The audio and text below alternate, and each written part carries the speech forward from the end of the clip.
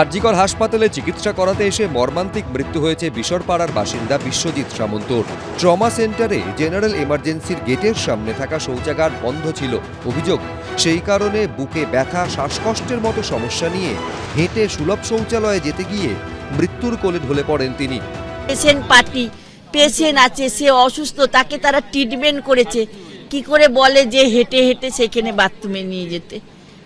এটা তো নিশ্চয়ই পেশেন্টদের জন্য তো একটা নিশ্চয়ই বাথরুম করা দরকার। এই ঘটনার পর এবার 5 সদস্যের ফ্যাক্ট ফাইন্ডিং কমিটি তৈরি করলো আরজিকর মেডিকেল কলেজ ও হাসপাতাল কর্তৃপক্ষ। 72 ঘন্টার মধ্যে তাদের রিপোর্ট দিতে বলা হয়েছে। আর বুধবার ডাকা হয়েছে রোগী কল্যাণ সমিতির বৈঠক। পরিবার সূত্রে খবর, ট্রমা সেন্টারে প্রাথমিক চিকিৎসার পর রোগী শৌচাগারে যেতে চান।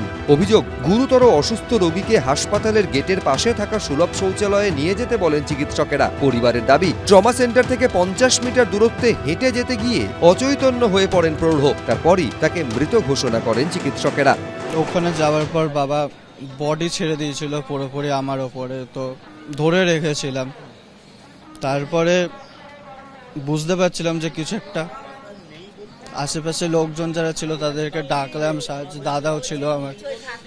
তো আসার পর ওখান থেকে ট্রলি নিয়ে দেন এখানেতে নিয়ে রেড জোনেতে ডাক্তাররা নিয়ে গেল ভেতরে জানানোর পর। মানে এখানে আসার পর কি মৃত বলে? এই ঘটনায় তোলপাড়ের পর দেখা যায় ট্রমা সেন্টারের মুখেই শৌচাগার থাকলেও সেটি তালা বন্ধ।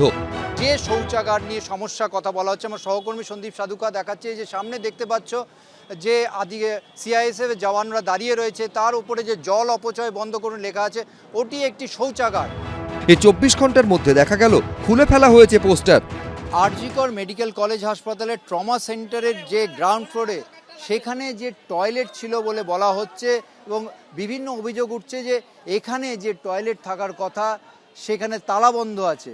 এখন যেটা দেখা যাচ্ছে যে ওপরে একটি বোর্ড ছিল গতকাল, সেই বোর্ডে জল অপচয় বন্ধ করুন লেখা ছিল। বিতর্কের মুখে যেটা দেখা যাচ্ছে কর্তৃপক্ষের তরফে সেই বোর্ড খুলে দেওয়া হয়েছে। একটাও বাথরুম নেই যেটা পেশেন্ট পার্টি ইউজ করতে পারে। যে পেশেন্টের যে বাথরুমটা ছিল সেটা এখন আপাতত ইএনটি অন কল রুম হিসেবে ইউজ করা হচ্ছে। তো বাথরুমের একটা ল্যাগ আছে, বাথরুম করতে গেলে কোনো পেশেন্টকে, তাহলে আমাদের যে সুলভ শৌচাগার আছে সেখানে যেতে হয়, যেখানে পে অ্যান্ড ইউজ টয়লেট সেইখানেই যেতে হয়। না, শুধু এমার্জেন্সির এই ট্রমার এই একদম গ্রাউন্ড ফ্লোরে একটাও বাথরুম নেই আপাতত। এখানেই প্রশ্ন উঠছে, জল অপচয় না করার পোস্টারটি কেন তড়িঘড়ি খুলে ফেলা হলো? কিছু লুকোতে কি? প্রশ্ন অনেক। ঝিলাম করঞ্জাই, এবিপি আনন্দ, কলকাতা। এবিপি আনন্দ, এগিয়ে থাকে, এগিয়ে রাখে।